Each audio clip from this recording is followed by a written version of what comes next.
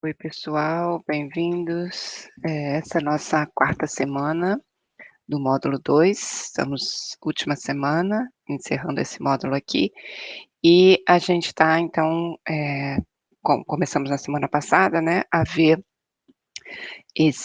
a ideia do mecanismo de monitor, né, o conceito de monitor, um conceito de nível mais alto, como a gente falou, que depende da linguagem de programação oferecer, e junto com isso a gente está estudando concorrência em Java, né, como fazer programas concorrentes em Java, e usando os mecanismos que Java oferece, associado ao fato de Java ser orientado a objeto, para tentar, fazer uma espécie de aproximação desse conceito de monitor, em Java. Então, embora Java não ofereça de fato o conceito de monitor, né, não faz checagens, não tem garantias, como a gente discutiu na semana passada, a gente consegue, explorar as suas características e chegar a alguma solução próxima de monitor.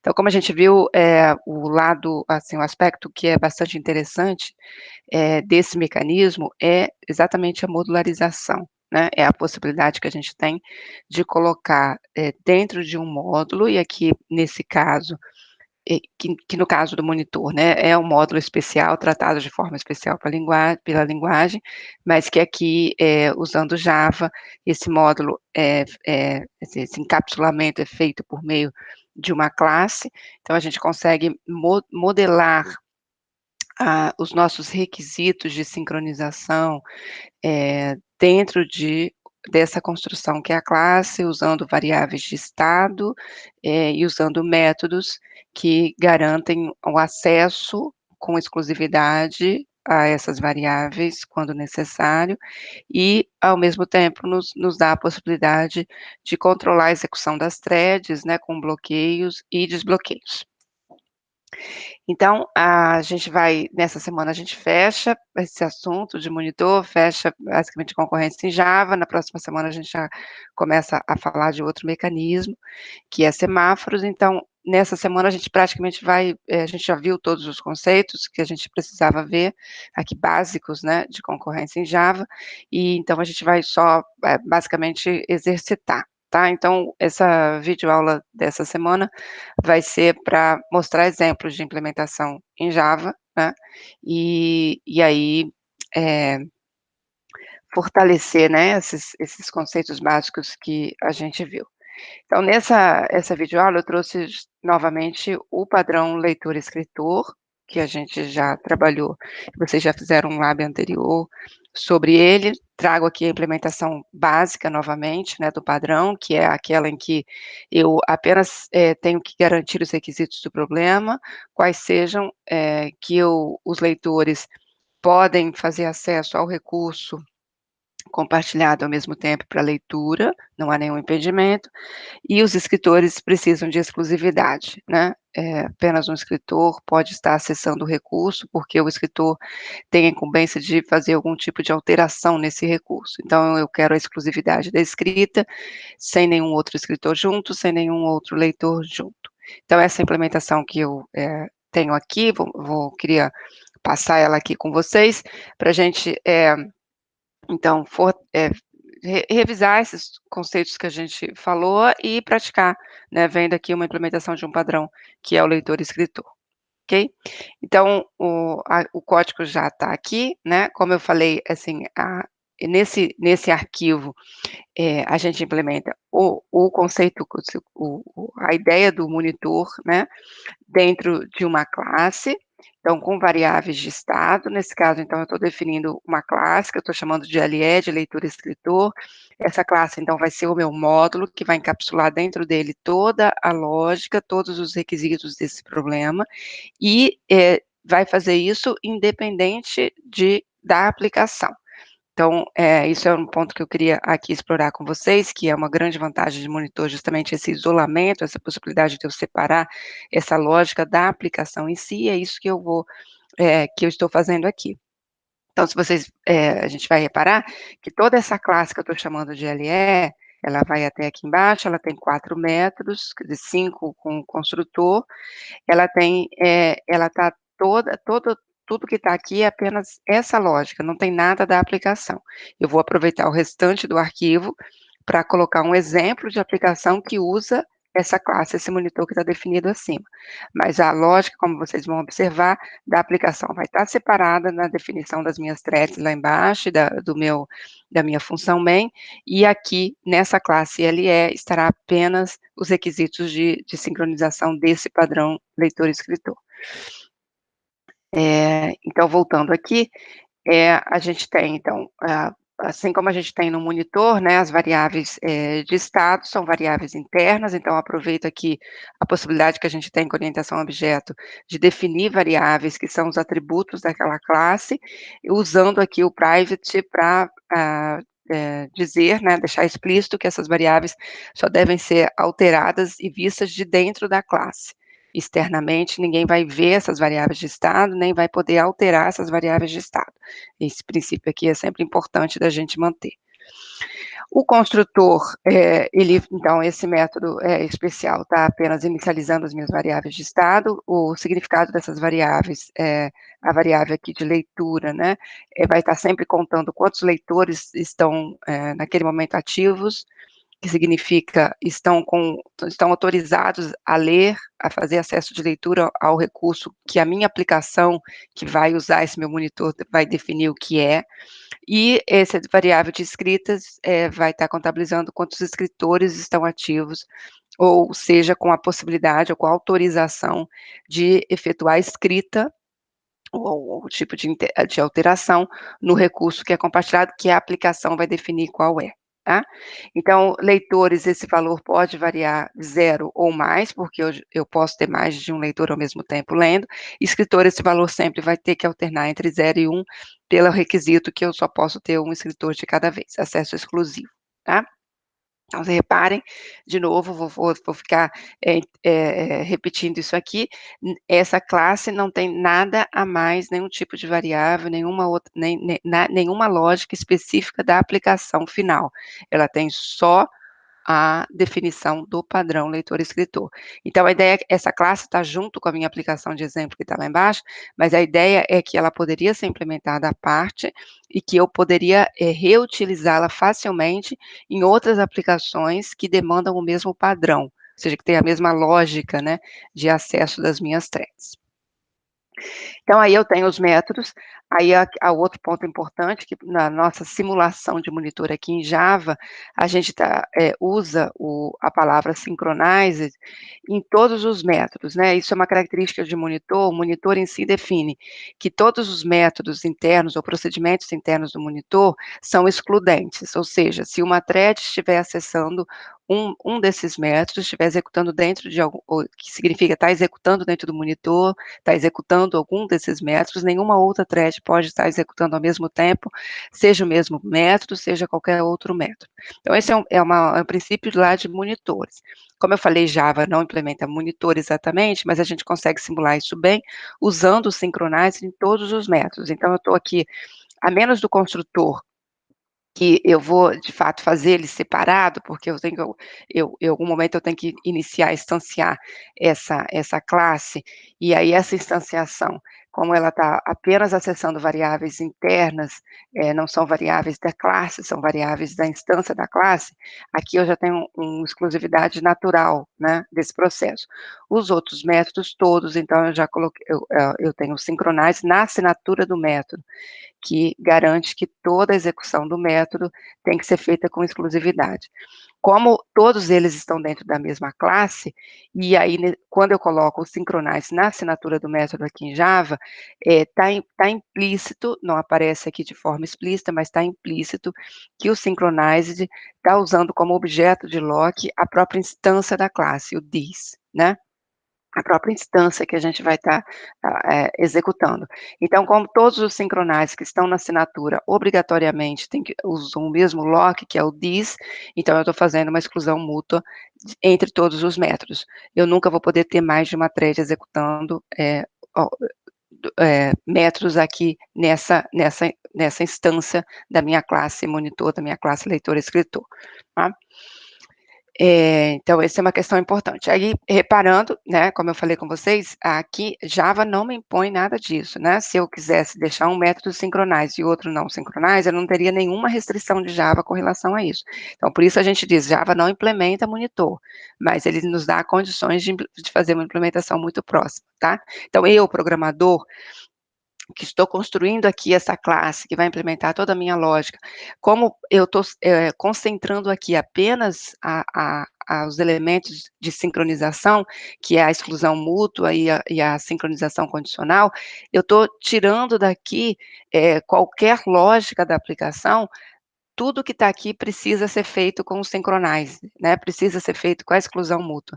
Então, eu, programador, estou garantindo, né, com o uso explícito aqui do synchronized, essa característica de exclusividade dentro do monitor. Sempre uma única thread vai poder estar, somente uma única thread estará executando aqui, tá? Então vamos lá, cada um dos métodos, os 2 métodos, eu tenho um par de métodos para cada tipo de classe, eu estou considerando padrão leitor e escritor, então eu estou considerando que eu posso ter threads que vão ler e threads que vão escrever. Na aplicação exemplo que eu mostro embaixo, eu explicitamente crio threads que apenas leem e threads que apenas escrevem, mas isso, na verdade, não é uma obrigação, né, não significa que uma aplicação usar esse meu monitor ele necessariamente precisa ter threads que só leiam e threads que só escrevam. Eu poderia ter, por exemplo, threads na minha aplicação que ora são leitores, ora são escritores. Não teria problema nenhum. Por que não teria problema nenhum? Porque eu tenho a regra para ler e escrever está explícita aqui nesses métodos. O que eu vou ter que cumprir lá na aplicação, e que também depende, obviamente, do programador seguir essa regra, é que antes dele fazer qualquer fluxo de execução da aplicação, fazer uma leitura, ele tem que necessariamente passar por esse método aqui do meu monitor, chamar o enter leitor, é o meu requisito de entrada, né. E quando ele termina a leitura, ele chama o sai leitor. A mesma coisa a escrita, sempre que uma thread quiser ler, um fluxo quiser escrever, desculpa, ele tem que chamar o enter escritor antes de escrever. Saindo desse método, quer dizer, se ele não ficar retido nesse método, então ele lá na aplicação vai fazer a escrita que ele tiver que fazer, e quando ele terminar a escrita, ele vai voltar aqui para o monitor e executar o sai escritor. Então, é super importante aqui essa dinâmica aqui de ter um método de entrada e um método de saída, então é super necessário que ela seja respeitada lá na aplicação, obviamente, não tem nenhuma imposição no nível de compilador para isso aqui, a gente não vai ter, mesmo que eu tivesse uma implementação de fato de monitor oferecido por Java, dependeria de que a aplicação que vai usar esse monitor, sempre depende de que a aplicação que vai usar o monitor siga essa determinação que a gente está colocando aqui nesse caso do leitor escritor, em que eu tenho um procedimento de entrada e um procedimento de saída,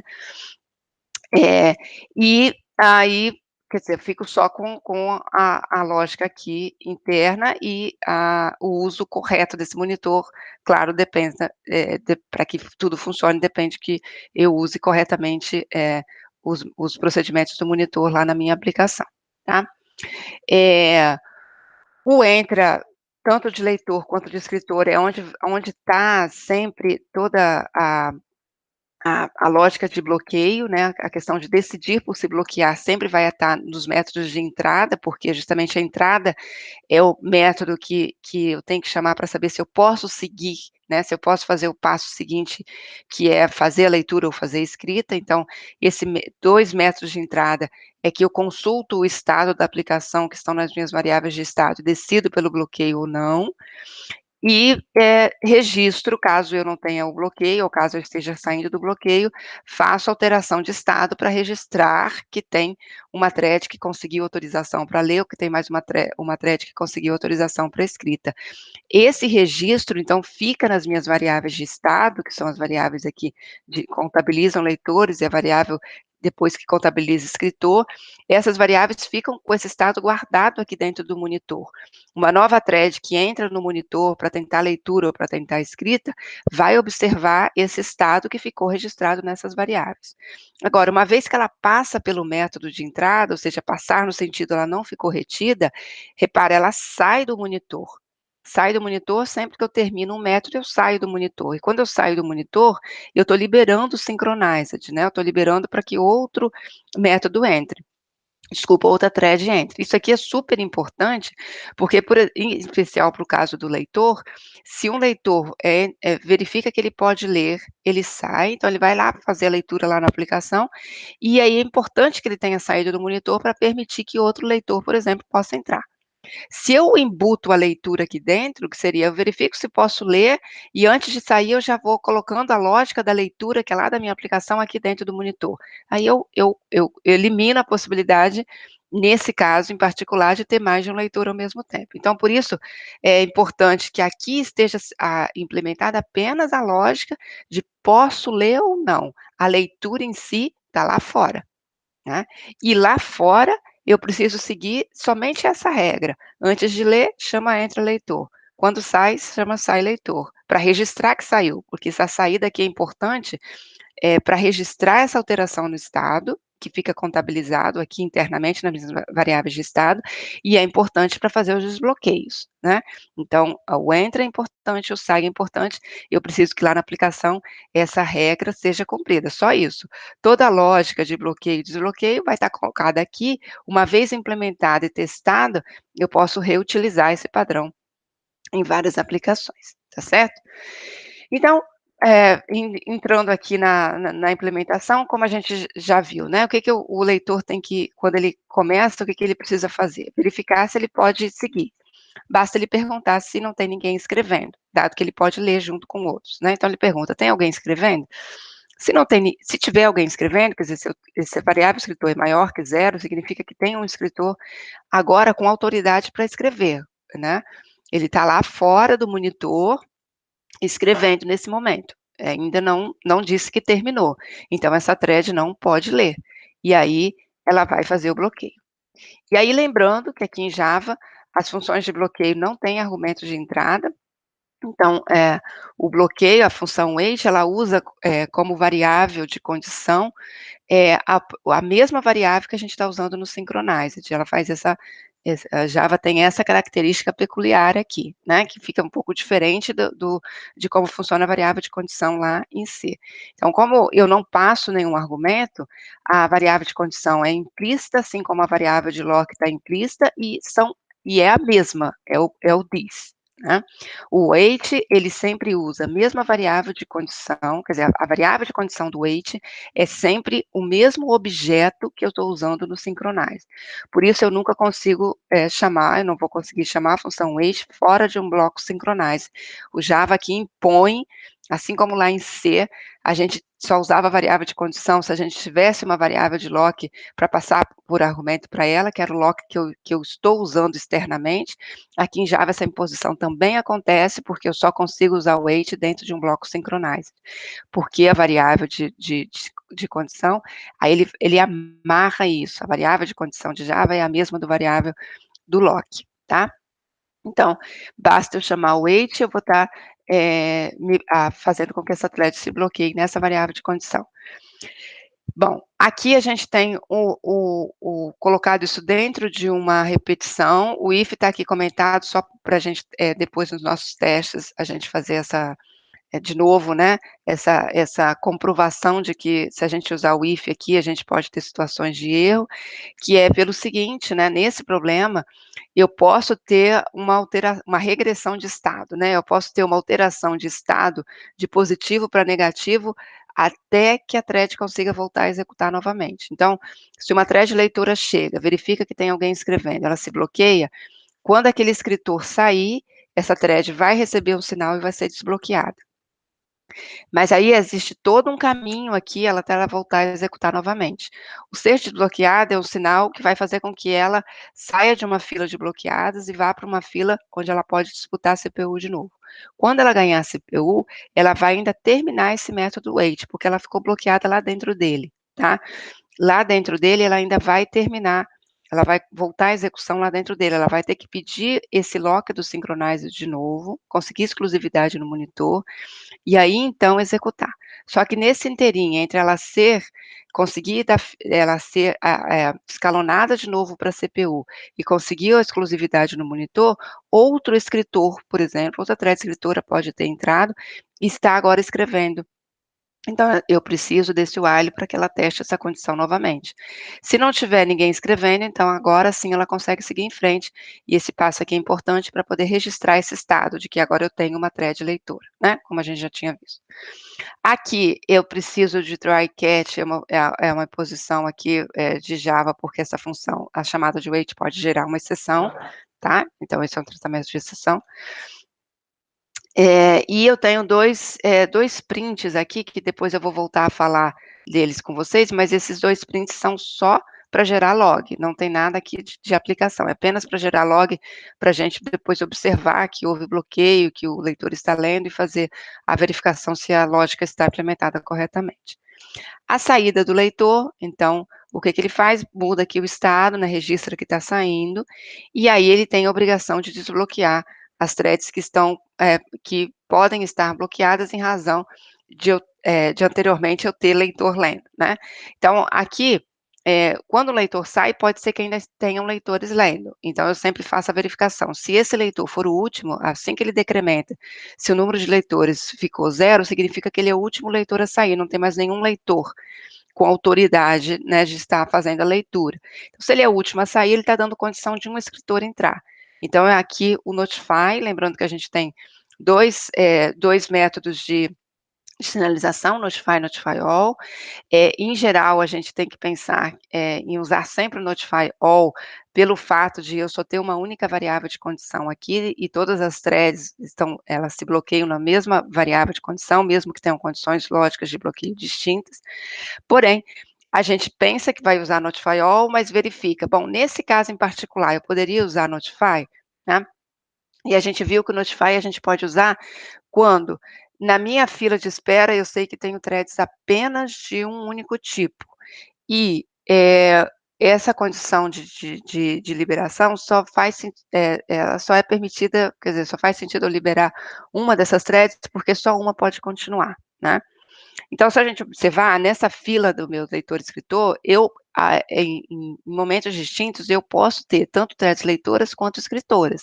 Então, isso já me impediria de usar o Notify. Porém, nesse caso em particular, quando um leitor está acabando de sair, o último leitor, e como eu estou implementando o básico do leitor-escritor, eu posso afirmar que não existe nesse momento nenhuma thread leitora bloqueada, na variável de condição, eu posso ter alguma thread leitora bloqueada no synchronized, esperando para entrar, porque eu estou com um leitor acabando de executar aqui, mas eu não posso ter nenhuma thread leitora bloqueada na variável de condição, porque se havia leitores lendo, não tinha nenhum impedimento de outras threads leitoras lerem. Então, todas as threads leitoras que tentaram ler não ficaram retidas, elas entraram. Não teve fila, não se formou fila de leitura, porque eu estou acabando de sair de uma leitura. Então, a única thread, se houver fila de espera bloqueados, nesse momento em particular, da minha variável de condição, só teremos threads escritoras. Só teremos threads escritoras, e as threads escritoras só podem escrever com exclusividade. Então, aqui, em particular, eu tenho a situação em que eu posso usar Notify, porque eu sei que naquela fila, se tiver alguém bloqueado, só serão threads escritoras, porque as leitoras, como eu falei, se tiverem tentado entrar, elas terão conseguido entrar, não terão ficado retidas, né, pela lógica da leitura, e como só posso ter uma thread escritora de cada vez, eu posso agora, então, evitar desbloquear todas as escritoras, porque aí só uma vai conseguir seguir e as outras vão ficar bloqueadas de novo, então eu mando apenas um notify, tá? Aqui é o log.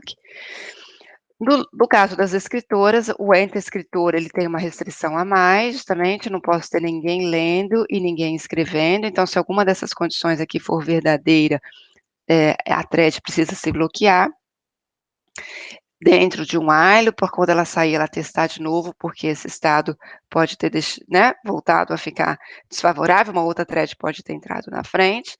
Assim que ela passa por essa condição, se ela não precisar se bloquear, então ela já praticamente ela já está autorizada a escrever, então ela faz a mudança de estado para deixar registrado antes de sair do monitor que tem uma thread escrevendo, gera um log, e aí ela sai do monitor, repara de novo aqui. Eu não estou fazendo nada de escrita da lógica da aplicação aqui, ela apenas está perguntando se ela pode escrever. Se ela pode escrever, o método libera. Então, ela sai do monitor e ela vai lá para a aplicação fazer a escrita. Se ela não pode escrever, ela fica retida no wait, tá? Então, aqui, sempre importante frisar que a gente está mantendo aqui exclusivamente a lógica do leitor e escritor, que eu posso reutilizar em outras aplicações. E a lógica da aplicação em si, que está fazendo uso desse padrão, está lá embaixo, está lá em outra classe, né? E então a escrita em si, a leitura em si está sendo feita lá. Eu sequer sei aqui, como vocês podem observar, eu sequer tenho acesso, nem sei, tá? E nem quero saber, como se diz, né? Quem é o recurso que essas threads, o que que elas estão lendo, o que que elas estão escrevendo.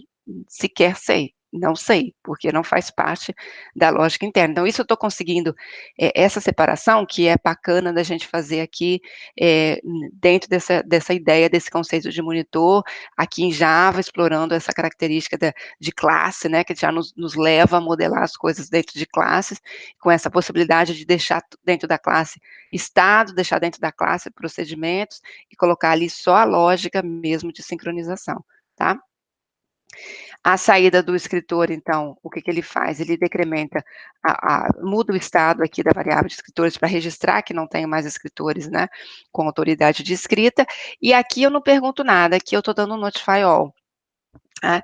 E aí, por que que eu estou dando notify all? Porque agora eu volto para aquela condição básica em que eu tenho a possibilidade aqui, até que esse escritor saia, que eu tenha formado tanto uma fila de espera, né, de leitoras quanto de escritoras, porque se alguma leitora tentou ler enquanto estava escrevendo, ela ficou impedida, se alguma escritora tentou escrever, ela ficou impedida.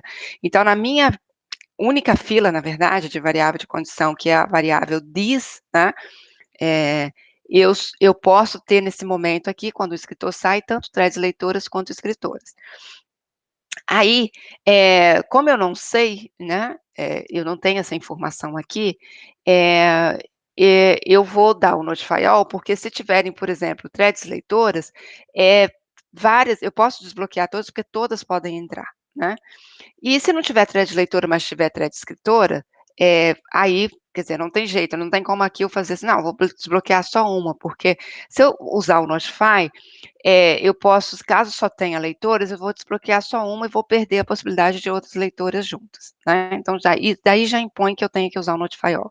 Se tiver só escritoras, eu vou acabar, caindo num overhead aqui, numa sobrecarga, que eu vou desbloquear todas as escritoras e apenas uma vai conseguir seguir, as outras vão voltar a se bloquear.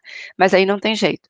O fato de Java não me deixar trabalhar com mais de uma variável de condição, impõe que eu coloque todo mundo numa mesma fila, e aí eu vou ter situações em que, em particular, em que eu vou conseguir economizar e desbloquear apenas uma, como eu fiz lá na saída do leitor, mas eu vou ter outras situações em que não vai ter jeito, sou obrigada a usar o Notify All para que eu possa atender com as especificidades da minha lógica, né, ou em outras situações, mais seriamente ainda, para eu desbloquear a thread que precisa ser desbloqueada, dado que tem de vários tipos e eu não sei a quem o meu notify vai atingir, eu tenho que dar um notify all para desbloquear todas, aquela que puder continuar, vai continuar, e aquela que tiver que se bloquear de novo, vai se bloquear de novo, tá certo?